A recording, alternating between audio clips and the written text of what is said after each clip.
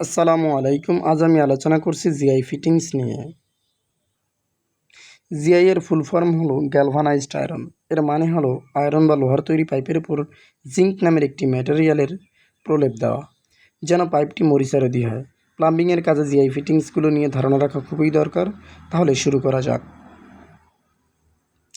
GI fittings পরিচিতি: tee, reducing tee, elbow,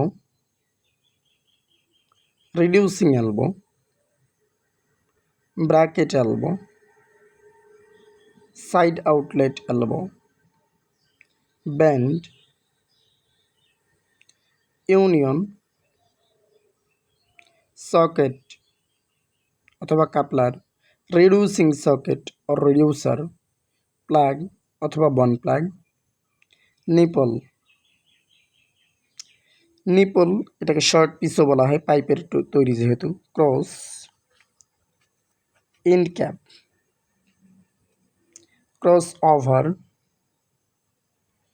flange, bush. আশা করি আজকের এই সেশন থেকে আপনারা জিআই ফিটিংস নিয়ে ক্লিয়ার ধারণা পেয়েছেন। আপনারা কাজ করার সময় সঠিক ফিটিংস সিলেকশন করতে পারবেন। প্লাম্বিং বিষয়ক সকল টিউটোরিয়াল পেতে লাইক, কমেন্ট ও শেয়ার করবেন। থ্যাঙ্কস।